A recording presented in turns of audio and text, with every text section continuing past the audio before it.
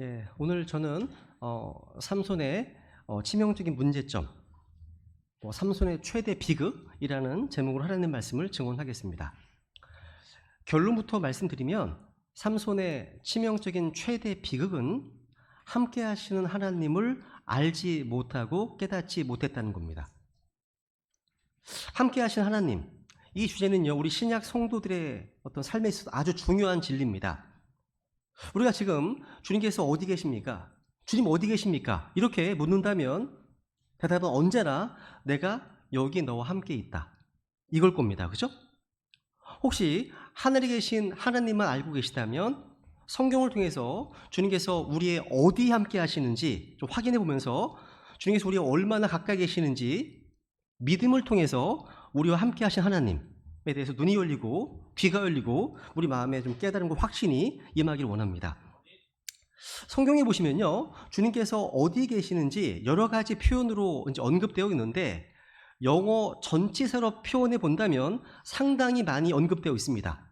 6가지, 7가지 정도로 정리해 보겠습니다.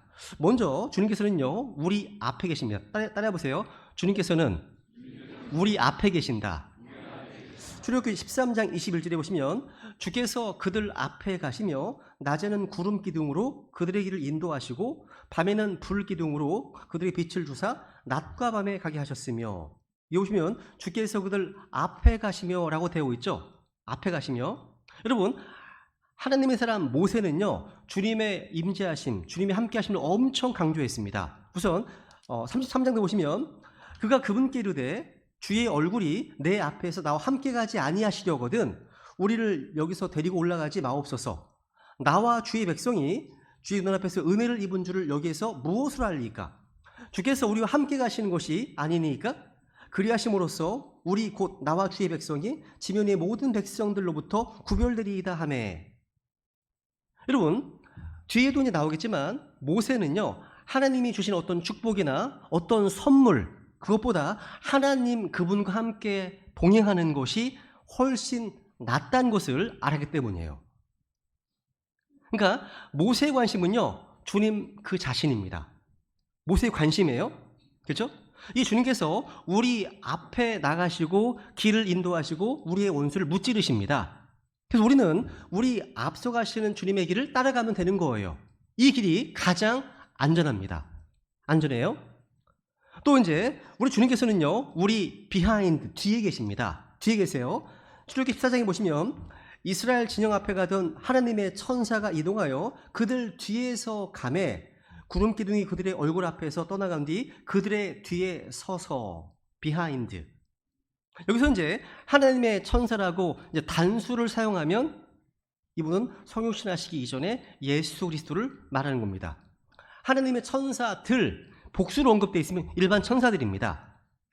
천사에 대해서는 이번 신학원 학교에서 공부할 예정인데요, 둘만 보겠습니다. 읽어볼까요? 시작. 나를 소유하신 하나님 곧 내가 섬기는 하나님의 천사가 이 밤에 내 곁에 서서. 바울이 섬기는 하나님의 천사가 나오죠. 또 나를 소유하신 하나님의 천사입니다. 관계대명사가 하나님의 천사거든요. 선행사가. 그죠? 또 보세요. 갈라디아서 4장 14절에 보시면 바울이 이렇게 합니다. 오히려 나를 하나님의 천사같이 곧 그리스도 예수님 같이 받아들였도다 라고 되어 있습니다. 동격입니다. 동격. 하나님의 천사같이 곧 그리스도 예수님 같이.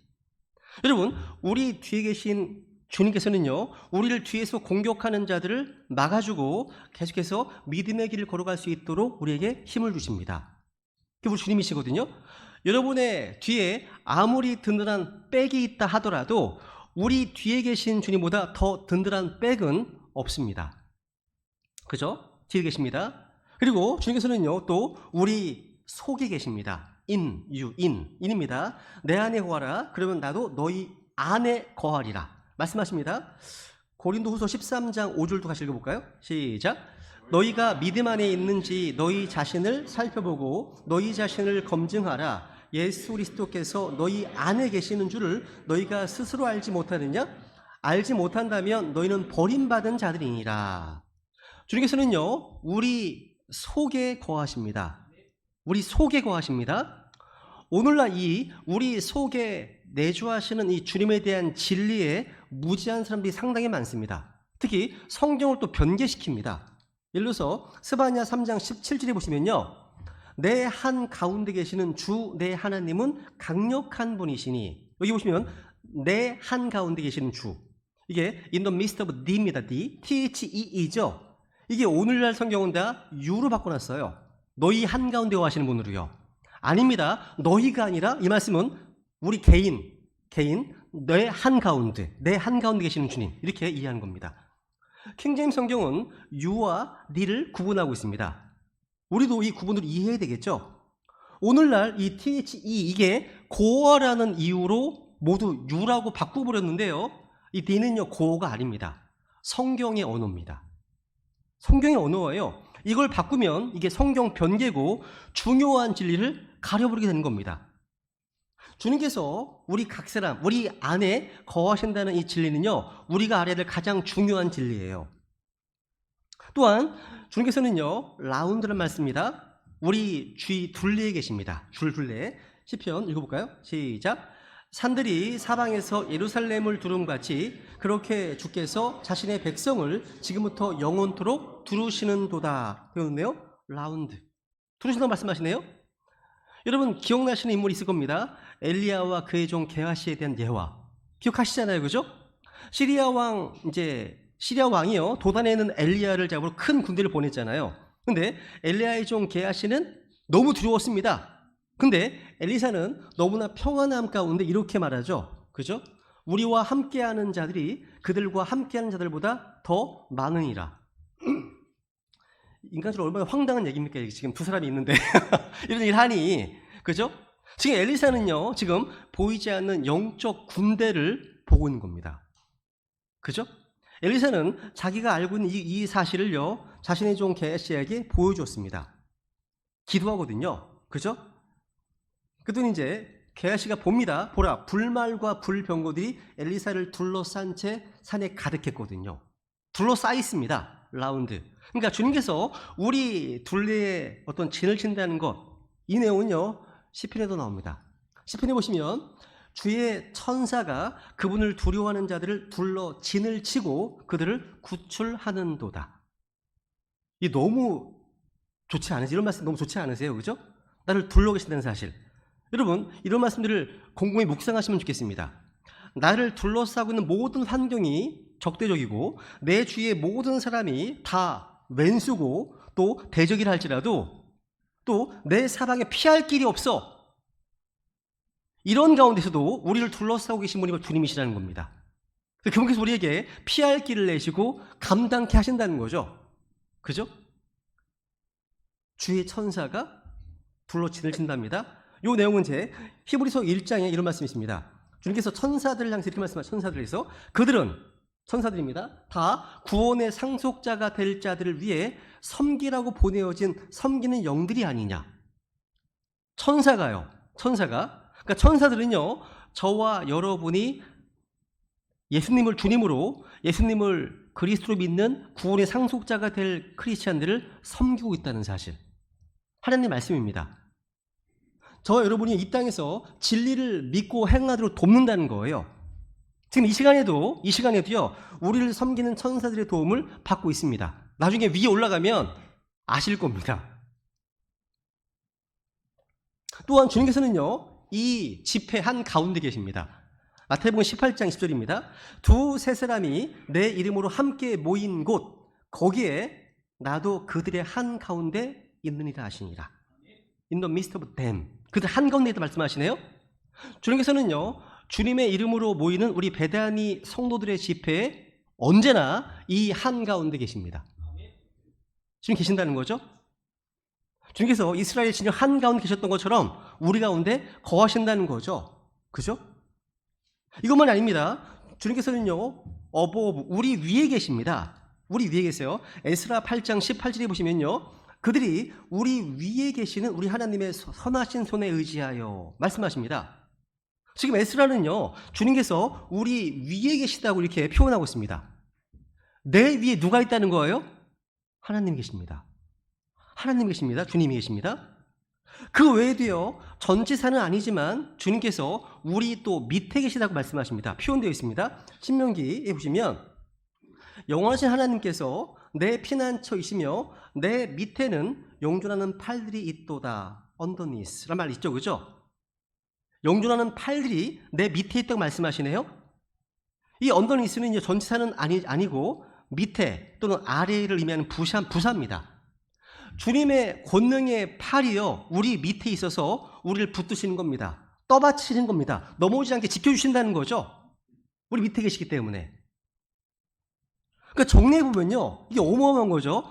주님께서는 이렇게 우리를 앞에서, 뒤에서, 또 위에서, 또 아래에서, 또 우리 안에서, 속에서, 또 우리 밖에 소리를 두르시며 여럿이 함께 모일 때는 우리 한가운데 늘 거하시고 보호하실 하나님이십니다. 이 성경적 진리예요. 이걸 진짜 믿는다면 하나님께서요, 이렇게 거의 몇몇 겹겹으로 우리를 보호하시는 모습을 보게 됩니다. 이게 얼마나 놀라운 은혜입니까? 주님은요, 우리 어디에나 거하십니다. 주님께서는요. 근데 신약 성경에 보시면 구원받은 우리 성도들과 관련 쓰일 때는 주님의 어떤 거하시는 초점이 우리 속입니다. 우리 속, 우리 안입니다. 주님께서는 우리 몸을요, 자신의 거룩한 전으로 삼으셨기 때문이죠. 그죠? 읽어볼게요. 시작. 무슨 말이냐? 너희 몸이 너희 안에 계시는 성령님의 전인 줄을 너희가 알지 못하느냐? 너희가 그분을 하나님에게서 받았고 또 너희는 너희 자신의 것이 아니니. 주님께서 우리 속에 거하신다는 이 사실은요, 놀라운 신비입니다. 신비. 그래서 바울은요, 이 신비의 영광이 얼마나 풍성한가를 알려 했습니다. 또 알려주고 싶어 했다는 거죠. 지금 서론으로 제가 왜 함께 하신 하나님에 대해서 지금 살펴보냐면요, 제가 삼손에 대한 말씀을 읽고 묵상하면서 새삼스럽게 발견한 게 두 가지가 있는데 그 두 가지가 바로 이 문제와 관련됐기 때문입니다. 여러분, 삼손 인생에서 최대 축복이 있다면 삼손의 삶에는 늘 하나님의 함께 하심이 있었다는 사실입니다. 그런가 하면 동전의 양면처럼 삼손이라는 인생의 최대 비극이 있다면 불행하게도 삼손은 그 사실을 전혀 인식하지 못하는 삶을 살았다는 겁니다. 이게 삼손의 삶이에요. 삶이라는 거죠. 오늘 저는 그 부분을 좀 살펴보려고 하는 겁니다. 먼저 첫 번째로 이제 삼손이라는 인생의 최대 축복이 무엇이냐? 하나님이 함께 하셨다는 겁니다. 삼손 삶은 늘 하나님께서 함께 하셨습니다. 사사기 13장 한번 보세요. 24, 25절 읽어볼게요. 시작. 그 여인이 아들을 낳고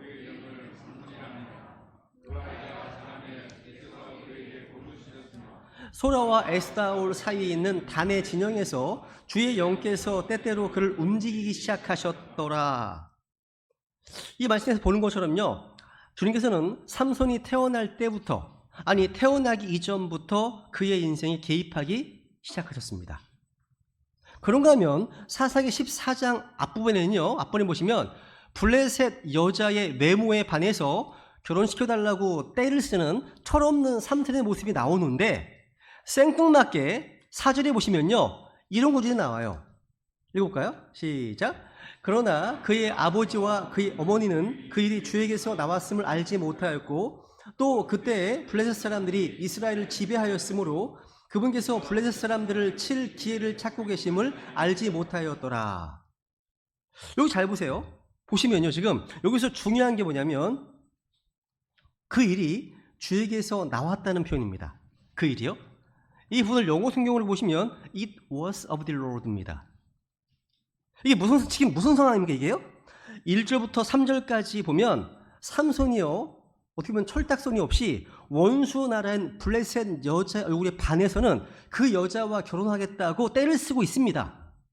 그런데 그 의미에서 무슨 일이 벌어지고 있습니까? 하나님께서 기회를 찾고 계신 겁니다. 철없는 삼손의 행동 속에 하나님께서 기회를 보셔서 오히려 그것을 반전의 기회로 삼아서 이스라엘 민족을 괴롭히는 블레셋을 무찌르기 위한 도구로 보고 계시다는 사실입니다. 이게 도대체 무슨 말입니까? 우리 하나님께서는요, 사람들의 모든 죄, 불법, 악한 행위를 합력해서 선을 이루실 수 있는 분이십니다. 그래서 시편 75편에 이런 말씀이 있죠. 16편 이런 말씀이 있습니다. 유명한 말씀이죠. 읽어볼까요? 시작. 확실히 사람의 진노가 주를 찬양할 것이요 진노의 남은 부분은 주께서 억제하시리이다. 사람은 아무도요 자기의 진노, 사람의 진노로 하나님의 의를 이루지 못합니다.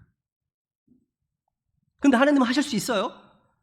요셉은요 이복 형제들의 진노, 그런 분노로 이집트의 노예로 끌려가게 되었습니다.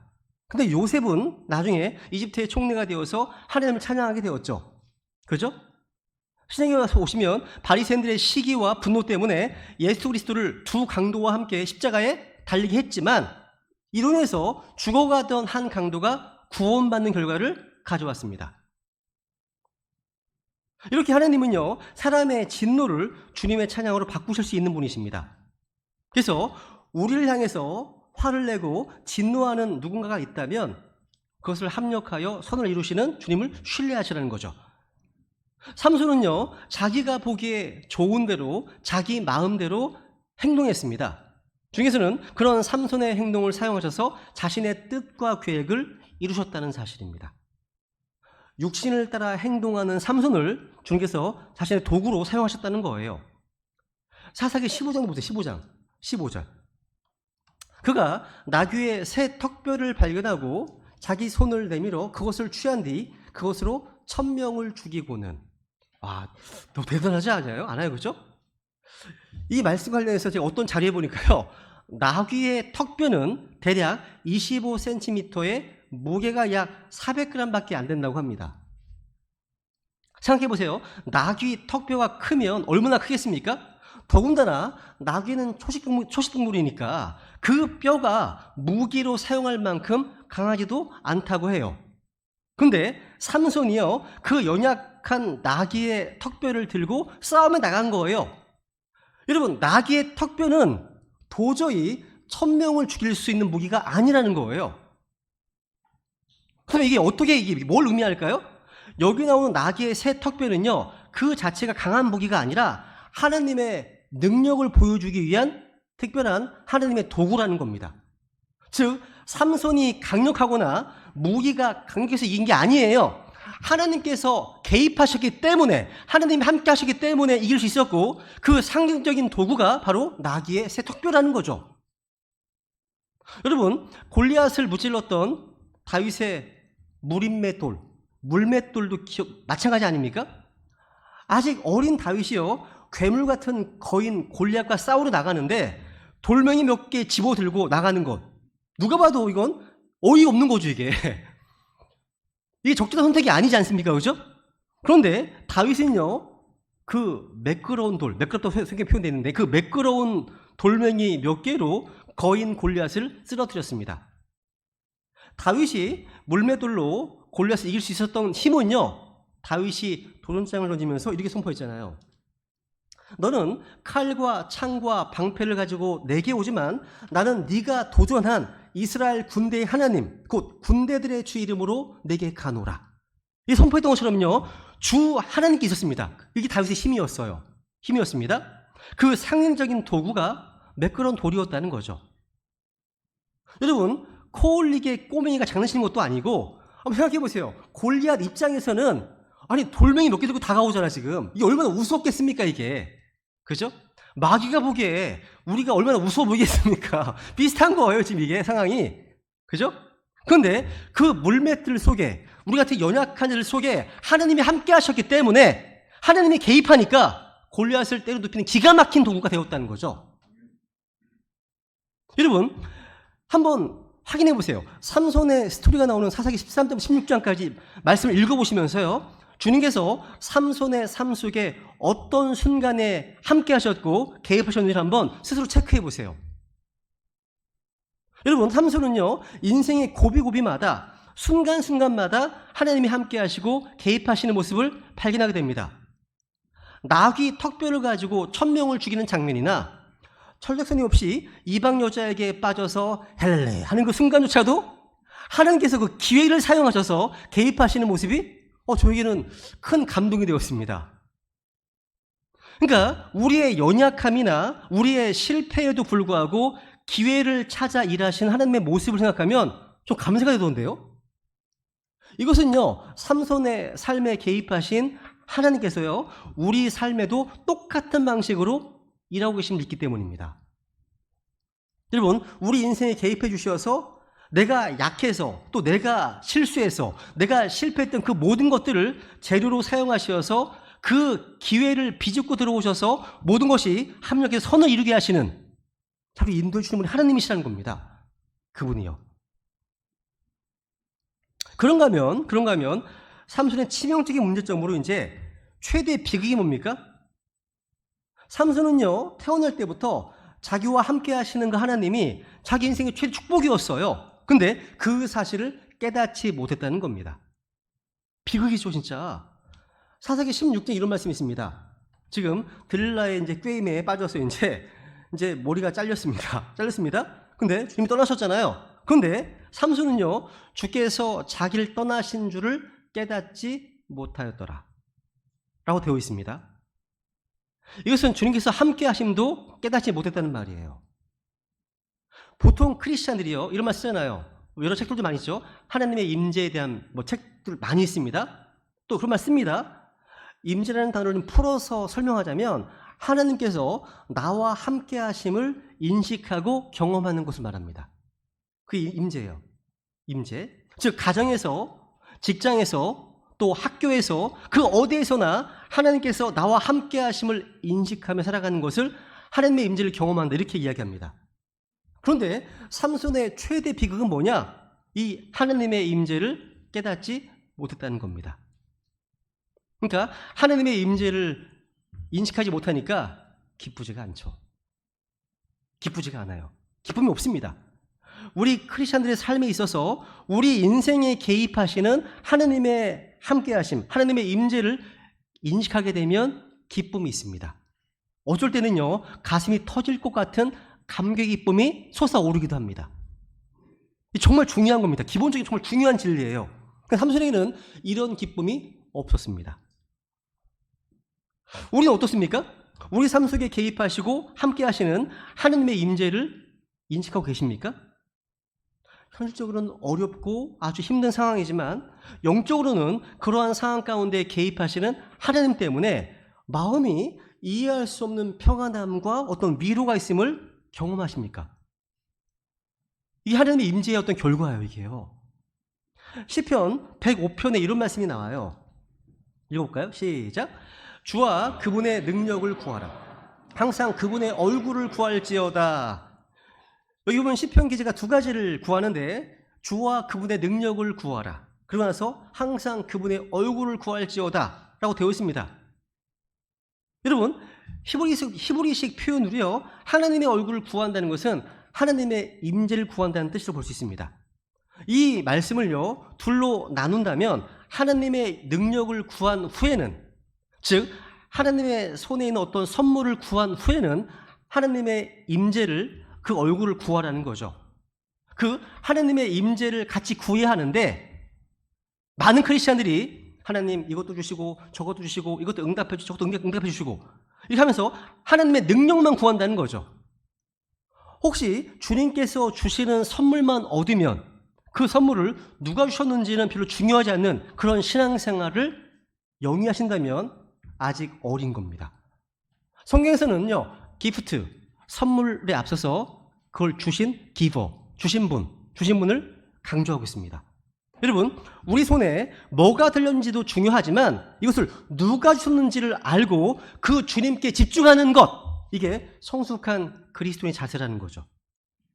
이것이 그분의 능력을 구하고 그 다음엔 그분의 얼굴을 구하라는 말씀인 겁니다. 삼손은 하나님께 주신 놀라운 힘, 그 능력을 자기 마음대로 활용하는 데만 관심이 있었지, 그 능력을 주신 원천, 소스, 그 원천인 하나님의 임재로서 그 하나님의 얼굴을 구하는 데 실패했습니다. 실패했다는 거예요. 그래서 놀라운 은혜를 이제 누리면서도 별로 기쁘지 않고 결국에는 비극적인 삶을 산 것이 아니겠습니까? 우리 또한 삼손과 이런 비슷한 패턴을 살고 있지 않으십니까? 그렇다면 회개해야 됩니다. 회개해야 됩니다. 여러분, 이복 형들에 의해서 이집트로 노예에 팔려갔던 요셉이요, 형들을 다시 만난 후에 했던 고백을 한번 상기해 보세요. 한번. 창세기 45장 5절 읽어볼게요. 시작. 그러므로 이제 당신들이 나를 이곳에 팔았다고 해서 근심하거나 당신들 스스로에게 노하지 마소서. 하나님께서 생명을 보존하시려고 나를 당신들보다 앞서 보내셨나이다. 그리고 8절도 보세요. 그런데 이제 나를 여기로 보내시는 당신들이 아니요 하나님이시니이다 라고 되어 있습니다. 여러분, 이렇게 고백하는 요셉의 내면 깊은 곳에 있는 평안함이 느껴지십니까? 평안함? 기쁨? 요셉은요, 자기 인생을 망가뜨렸던 인생 최대 원수죠. 자기의 배다른 형제들을 향해서 오히려 하나님의 임재를 고백하고 있습니다. 그리고 넉넉하게 용서를 선포하고 있다는 거죠. 하나님이 하셨기 때문에 용서할 수 있는 거라는 사실. 근데 우리는 이것이 왜 잘 안 될까요? 함께 하시는 하나님의 임재를 경험하는 자만이 이런 고백을 할 수 있습니다. 이런 면에서 우리는 요셉처럼 내 삶의 주인이 되시는 하나님께서 나와 늘 함께 하신다는 믿음의 확신을 가지고 살아야 됩니다. 삼손처럼 하나님이 함께 하심에도 불구하고 그 하나님의 임재를 전혀 인식하지 못하고 사는 어리석은 자가 되지 않도록 주님께 은혜를 구해야 한다는 거죠. 이처럼 삼손이 가진 치명적인 문제점은요, 평생 하나님이 함께 하셨음에도 그 사실을 전혀 깨닫지 못하고 살았던 거기 사실 수 있는데요. 이런 측면에서 사사기 15장 오늘 본문 말씀을 보세요. 이 말씀에 대해서는 다음 주 자세히 다룰 겁니다. 제가 이전에요, 삼손의 스토리와 관련해서 설교를 할 때 여러 차례 언급드렸습니다. 삼손은요, 이방 여자 블레셋 여인의 외모에 반해서 그 여자와 결혼을 했습니다. 또 그 과정에서 여러 우여곡절을 겪습니다. 근데 오늘 본문에서는요, 자기 동족 유다 사람들에게 붙잡혀서 블레셋 사람들에게 넘겨지게 돼요. 삼손이 넘겨지게 되는 겁니다. 그 절체절명의 위기와 고난의 순간에 하나님의 영이 강력히 임합니다. 그래서 앞에서 본 것처럼 나귀의 턱뼈로 블레셋 사람 1000명을 죽이는 괴력을 발휘했습니다. 여러분, 나귀의 턱뼈는요, 문자 그대로요, 아무것도 아닌 거예요. 근데 그런 하찮은 도구로 1000명의 블레셋 사람들을 쳐 죽였습니다. 관건이 뭐라고요? 하나님께서 함께 하시는가에 있습니다. 이게 중요한 포인트예요.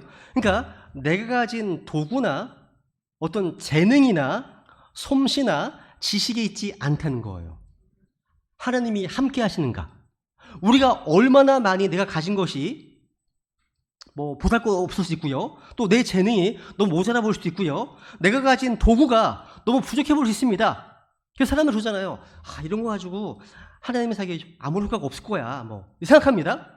그런데 하나님께서 함께 하시면 나귀의 턱뼈로도 위대한 일을 향할 수 있습니다. 하나님이 함께 하시면. 여러분, 사사기 3장일 때 제가 뻥 터진 게 있어요. 사사기 3장 이런 말씀이 있습니다. 아나스 아들 삼갈, 잘 모르실 겁니다. 별로 중요하지 않으시니까.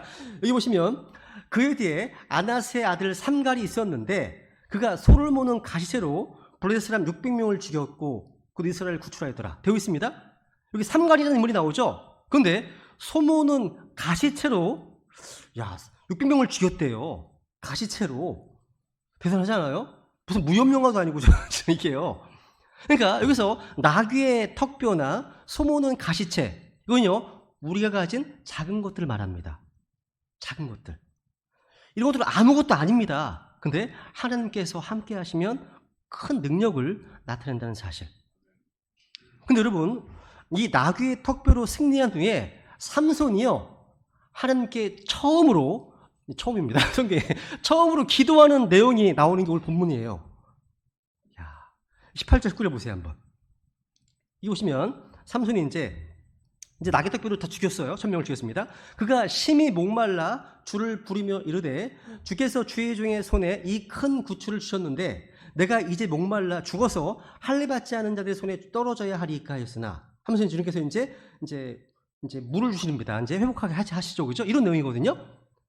여기서 발견하게 된 중요한 포인트가 하나 있어요. 이것은 삼손이 고난을 통해서 두 가지 유익이 있다는 거, 이걸 배우게 됩니다. 하나는 뭐냐면 삼손은요 고난을 통해서 하나님의 임재를 경험했습니다. 이 내용은요 삼손이 하나님께 기도하는 첫 장면이거든요. 근데 그가 심히 목말라 주를 부르며 이르되, 잘 보세요. 여러분, 하나님은 이미 오래전부터 삼손이 태어나는 그 순간부터 삼손과 함께 하시고 그의 삶에 개입해 오셨습니다. 근데 영적으로는 어두운 삼손은요 이 사실을 전혀 인식하지 못하다가 오늘 본문에서 보는 것처럼요 목말라 죽을 것 같은 고통에 빠졌을 때 이 고통을 통해서 하나님의 임재를 깨닫고 처음으로 주님을 부르고 있습니다. 이처럼 고난은요 우리로 하여금 하나님의 임재를 경험케 하고 한 걸음 더 나아가서 그 함께 하시는 주님께 부르게 만드는 도구가 되었다는 사실. 야. 둘째로 또 뭐냐면 삼손은 이 고난을 통해서 드디어 자기가 주의 종, 주님의 종이라는 신분을 의식하게 됩니다. 주의 종. 야. 주의 종의 손에 이 큰 구출을 주셨는데. 그러니까 목말라 죽을 것 같은 이 고난 속에서 삼손은 처음으로요 주의 종이라고 하는 자기 정체성, 자기 사명을 드러내고 있다는 사실이에요. 이게 고난의 유익이죠. 이게 어려움을 주시는 이유입니다. 유익하거든요. 성경에는요 고난의 유익과 관련돼서 여러 말씀들을 하고 있습니다. 몇 가지 좀 정리하면서 오늘 말씀을 좀 마무리하겠는데요. 시편 119편에 보시면 고난의 유익을 이렇게 증언하고 있습니다. 읽어볼까요? 시작. 고난 당하기 전에는 내가 길을 잃었사오나 이제는 주의 말씀을 지켰나이다. 7절. 내가 고난 당한 것이 내게 좋으니 이로써 내가 주의 법규들을 배우게 되었나이다. 그러니까 말씀을 듣기만 하고 머리로만 아는 자들, 이런 자들도요 고난을 통해서 주님의 말씀 가운데 순종하는 그 법을 배우게 되었다는 거죠. 고난을 통해서. 또 우리는요 고난을 통해서 연단을 받잖아요. 여러분, 우리 베다니 가족의 그 누구도 고난이 필요치 않을 만큼 성숙한 사람은 없습니다. 모두가 필요합니다. 믿음은요 고난을 통해서 연단되고 순수해지고 또 열매를 맺고 성장합니다. 우리가 도자기를 이제 흙을 도자기 빚잖아요. 도자기 빚을 때 뭐가 필요하죠? 그렇죠. 뜨거운 가마가 필요합니다. 뜨거운 불이 필요하잖아요. 뜨거운 가마의 열기를 통과하지 않은 그릇은 쓸모가 없어요. 그죠? 역할을 못합니다. 마찬가지입니다. 우리 성도들의 믿음 또한 불같은 시련의 풀물을 통과해야만 비로소 강해집니다. 강건해지거든요. 그래서 유명 말씀 있죠. 이것은 너희 믿음의 단련이 불로 단련해도 없어지는 금을 단련하는 것보다 훨씬 더 귀하여. 뭐가요? 믿음의 단련이 예수 그리스도 나타나실 때에 칭찬과 존귀와 영광으로 드러나게 하려 함이니라. 욥은 이렇게 고백했죠. 읽어볼까요? 시작. 그러나 내가 가는 길을 그분께서 아시나니 그분께서 나를 단련하신 뒤에는 내가 금같이 나오리라. 이게 고난의 유익이죠. 유익입니다. 또 고난을 통해서요 순종을 또 배웁니다. 순종을 배워요. 히브리서 5장 8절 보시면 그분께서 아들이실지라도 친히 고난받으신 일들로 말미암아 순종하기를 배우사. 우리 주님께서도요 고난을 통해서 순종을 배우셨다면 우리는 무엇으로 순종을 배울 수 있겠습니까? 생각해 보세요. 고난이 없었던 사울 왕은요 왕이 되어서 주님께 순종하지 않았습니다. 다윗은요 왕이 되기 전에 수많은 고난을 겪었던 다윗은요 왕이 되고 나서 주님의 마음에 합한 자가 되었잖아요. 그죠? 우리도 마찬가지예요. 마찬가지입니다. 시편에 보시면 46편 하나님은 우리의 피난처시요 힘이시니 고난 중에 그 즉시 만날 도움이시라. 우리 주님께서도요 고난을 통해서 순종을 배우셨다면 우리도 마찬가지입니다. 또 고난 가운데 우리는 하나님의 도우심을 경험하게 됩니다. 고난 가운데 있을 때. 그래서 여기 시편 119편에 보시면 나의 고난 중에 이것이 내 위로가 되었다고 말씀하십니다. 여러분 고난 중에는요 삼손처럼 누구나 주님께 부르짖습니다. 주님은 고난 가운데 우리를 돕는 분이십니다. 저는 오늘 이 본문 말씀을 읽으면서요 하나님의 임재를 인식하지 못하는 평안한 삶보다는 고난 가운데 하나님의 함께하심과 임재를 경험하는 삶이 더 낫다는 생각하게 됩니다. 비교해 보시라는 거죠. 저는 우리 베다니 가족들 모두가 다 자신의 삶 속에서 실질적으로 하나님의 임재하심을 경험하고 누리며 사는 사람이를 간절히 소망합니다. 근데 삼손처럼 주님 주시는 복과 선물을 많이 받았는데 주님께서 함께 하신다는 그 주님의 임재를 놓치고 있는 삶, 그러니까 무늬만 크리스찬인 것 같은 무기력한 삶을 살고 계시다면 차라리 고난을 구하라고 도전하고 싶습니다. 그러니까 어려움과 고난을 피해 다니느라 고난 속에 강력하게 임하시는 하나님의 위로하심, 도우심, 그 주님의 임재를 맛보지 못한다면 차라리 고난을 구하라는 거죠. 왜 그래야 합니까? 삼손을 보시면 아시지 않습니까? 목이 말라 죽을 것 같을 때 외부의 원수 1000명은 죽을 수 있었지만 자기 내면의 목마름은 해결할 수 없는 그 인생의 비참함을 깨달을 때 그때 비로소 하나님을 부르짖고 하나님의 임재를 경험할 수 있었기 때문입니다. 그런가 하면 우리 베다니 가족들 가운데 또 이 말씀을 듣고 계신 분들 가운데 이미 고난 중에 있는 분들이 계시다면 그 고난이 하나님의 임재를 회복하고 주님의 위로하심과 도우심을 경험하면서 주님의 응답을 받는 그런 도구가 되게 해달라고 기도하셔야 됩니다. 지금 고난 가운데 계십니까? 삼손처럼 목이 말라 죽을 것 같은 고통 가운데 계십니까? 그렇다면 그 고통을 하나님의 함께 하심을 맛보는 회복의 도구로 삼으시기 바랍니다. 꼭 그렇게 하셔야 되는 거예요. 고생은 고생대로 하고 그 고난을 낭비할 수 있기 때문에 우리 이 시간 우리 베다니 가족들은요 모두가 다 나와 함께 하시는 하나님의 임재를 깨닫지 못하는 무기력한 지체들이 아니라 항상 언제나 어디서든지 간에 우리와 함께 하시고 우리의 삶 가운데 개입하시는 하나님의 임재를 우리 삶 속에서 경험하게 되는 인생 되기를 원한다고 주님께 구하시지 않으시겠습니까? 이것이 우리 인생 최고의 기쁨이 될 것이기 때문입니다. 우리 다 같이 기도하시면서요 주님께 은혜를 구하겠습니다.